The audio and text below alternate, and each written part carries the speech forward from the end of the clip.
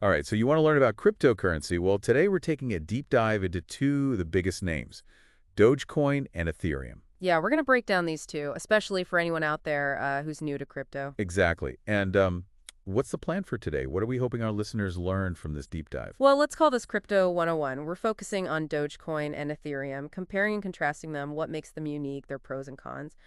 Hopefully, by the end, you'll have an idea if either of them might be right for you as an investment. Okay, sounds good. So first up, Dogecoin. I bet you've all seen that Shiba Inu dog meme. Oh, yeah, everywhere. Right, well, get this. Dogecoin started as a joke based on that meme. The creators even, misspelled Doge on purpose to be funny. And it's pretty amazing that this, what some people call a meme coin, has actually gone way up in value. Yeah, that's crazy. And a lot of that, honestly, has been because of online hype and, Elon Musk tweeting about it. It really shows how much online communities can impact the market. So a meme can actually become like a real investment. Huh, you got it. But how does Dogecoin actually work? I know there's something about mining, right? Yeah, so Dogecoin uses what's called a proof-as-work system. You'll see it shortened to PO a lot. Basically, imagine a ton of computers all racing to solve super complex math problems. The first one to solve it gets rewarded with Dogecoin. So like a prize for helping keep the system going. Exactly. So the more people mining, the more Dogecoin gets created. Exactly. And that's actually a key difference between Dogecoin and, say, Bitcoin. Bitcoin has a set limit, a fixed number of coins that can ever exist, which makes it deflationary. But Dogecoin, it's inflationary, meaning there's no limit on how many coins can be mined, like, each day. So does that mean Dogecoin will, lose value over time as more coins are made? Some people think so, yeah. But Dogecoin is actually moving to a different system called proof of stake, or POS. Instead of computers using all their energy solving those math problems, people will stake their existing Dogecoin to validate transactions. Okay, so it's like your Dogecoin is working to maintain the network then. Right, exactly. So it uses way less energy and transactions could be faster. Interesting. Is there anything else about Dogecoin's tech that we should know? I've heard about a script hashing algorithm. Oh, yeah, that That sounds pretty technical. it is, but basically every cryptocurrency uses a hashing algorithm. It's how they turn data into a unique and secure code. The one Dogecoin uses, Script, is considered less complex than Bitcoin, so it might be a bit easier for beginners to try mining. And there's that merged mining thing with Litecoin too, right? Yeah, merge mining basically means you can mine Dogecoin and Litecoin at the same times with the same computer. If you're interested in both, it can be a good way to maximize rewards. Clever. So we've covered Dogecoin, but now what about Ethereum? What makes it stand out? Ethereum is like a powerhouse in the apto world. It's the second most popular cryptocurrency after Bitcoin for good reason. It's not just digital money. It's actually a whole platform where developers can build a ton of different things. But we should clear this up first. Ethereum is the name of the blockchain network itself, and Ether, or ETH, is the cryptocurrency used on that network. Gotcha. So Ethereum is the platform and Ether is like the fuel. Right. I've also heard about Ethereum powering things like decentralized finance, DeFi, and dApps, and even those NFTs everyone's talking about. Can you explain what those are, especially for people who are new to crypto? Of course. So imagine a world where our financial system operates, like without banked or any of those traditional middlemen. That's the idea behind DeFi. And Ethereum is what makes it possible. Developers use it to create these decentralized applications, those dApps we were talking about. Things like lending, borrowing, trading, all happening without needing a central authority.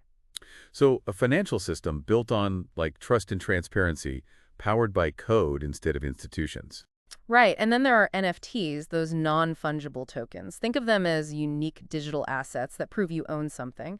Maybe a digital artwork, a collectible, music, even virtual real estate. Ethereum is the platform that lets these NFTs be made, traded, and verified. It's wild how Ethereum is changing how we think about ownership in the digital world. It is, and Ethereum itself is also moving from proof of work to proof of stake. They call this the consensus layer upgrade, and it should make Ethereum more scalable, secure, and way more energy efficient. Wow, so both Dogecoin and Ethereum are moving towards proof of stake. When is Ethereum's upgrade expected to finish? Sometime in 2023, one of the big improvements will be lower gas fees. Those are the fees you pay for transactions on the Ethereum network. Yeah, those could be a pain. Right, so it'll be nice when those are lower, making it easier for people to use dApps and NFTs. For sure. But taking a step back, what are the advantages of using a platform like Ethereum, a decentralized platform? Well, one of the biggest is that it's censorship resistant. No single person or organization controls the network, so it's super hard to censor transactions or manipulate the system.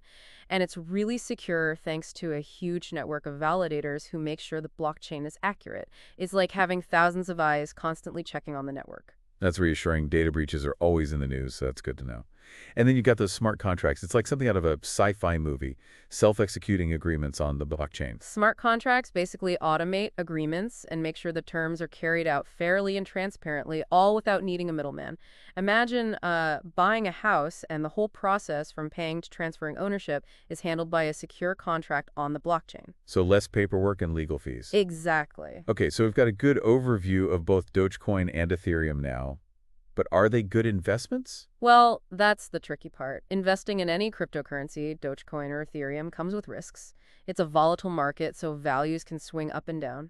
So what should our listeners keep in mind when considering these two? Starting with Dogecoin, it has that fun, supportive community. That seems to be a big part of what makes it, well, Dogecoin. The Dogecoin community is huge, no doubt, and they do drive a lot of the price movements.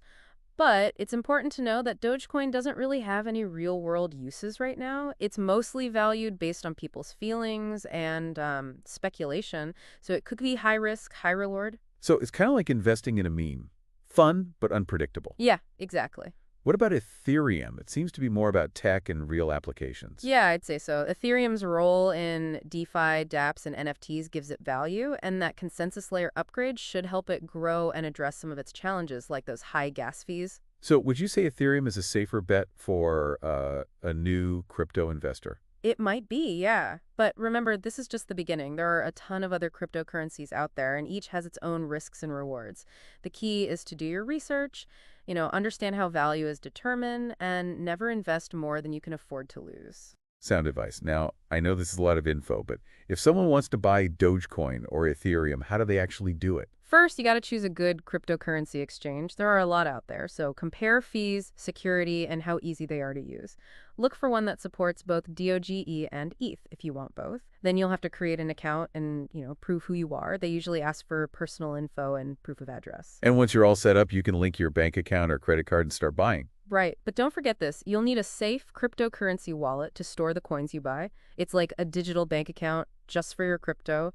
There are software wallets, hardware wallets, even paper wallets. Software wallets are like apps on your phone or computer, and hardware wallets are these little gadgets that are super secure. Paper wallets, as the name says, are your wallet info printed on paper, which you then store offline. Yeah, the type of wallet you choose depends on how much security you want and how much you'll be trading. Okay, so we covered buying, and now we know where to store them safely.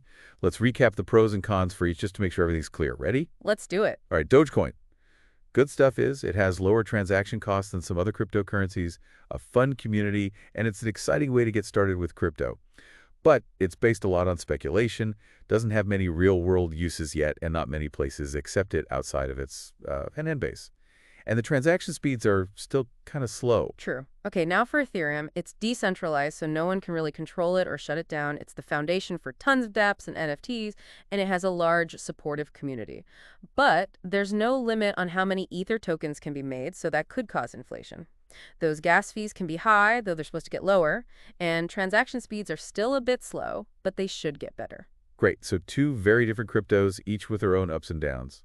And like we've been saying all along, it's all about understanding your own investment goals and doing your research before you do anything. Don't put all your eggs in one basket and be smart about it. Awesome advice, especially in the world of crypto. But hey, that's what makes it so exciting, right? Totally. It's dynamic and full of opportunities and challenges.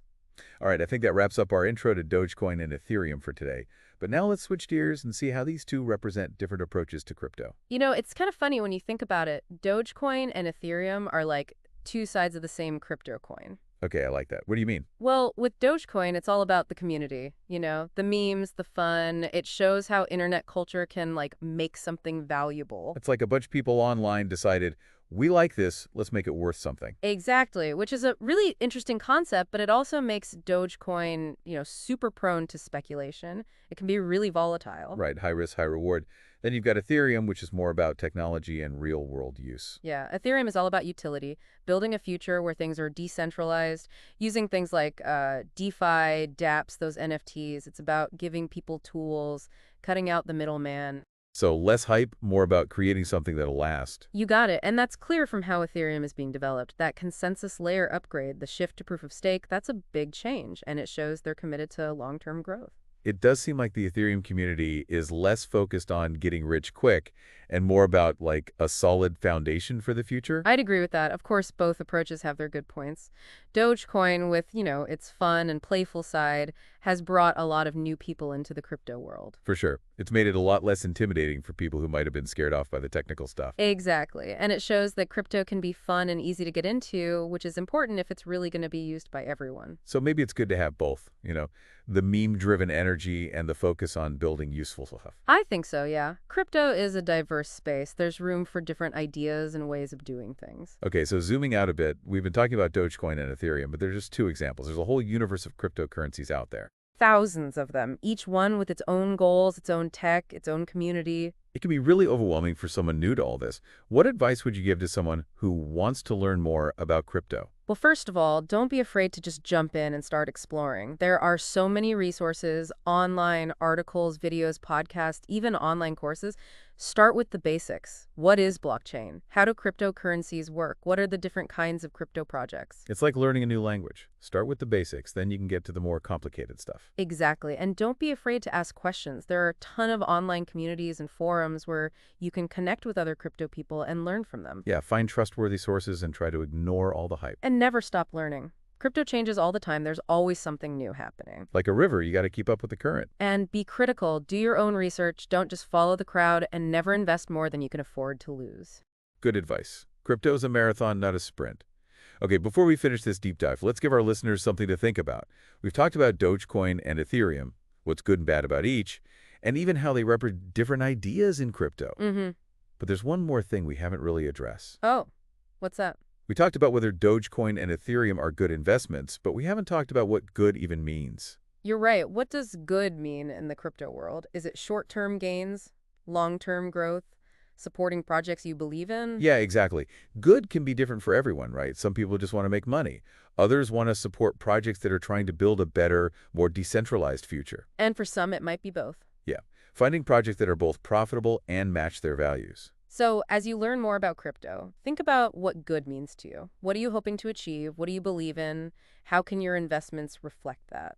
Those are great questions. In the end, it's about making your own decisions based on your own situation and what you want for the future. I agree. I think we've covered a lot today, but before we wrap up completely, there's one more thought I want to leave our listeners with. And we've spent a lot of time in the weeds with Dogecoin and Ethereum, but I think it's good to zoom out and see them as part of the bigger financial picture. That's true. It's easy to get caught up in all the crypto buzz, but it's still pretty new as an investment. Right. And just like any investment, there are risks. Crypto can be super volatile, and there are always scams out there, unfortunately. Yeah, and that's why it's so important for new investors to do their research, especially if you're just starting out with crypto. Don't just jump in because everyone else is. Take your time, understand the technology, the risks, all of it. Definitely don't let FOMO, that fear of missing out, make you do something you'll regret. And diversification is always a good idea. Don't put all your eggs in one basket. Couldn't agree more. Think of crypto as just one part of your investments, not the whole thing. Now, before we wrap up, I wanted to leave our listeners with a question to think about. Something to, ponder as they continue their crypto journey. I'm all ears. What you got?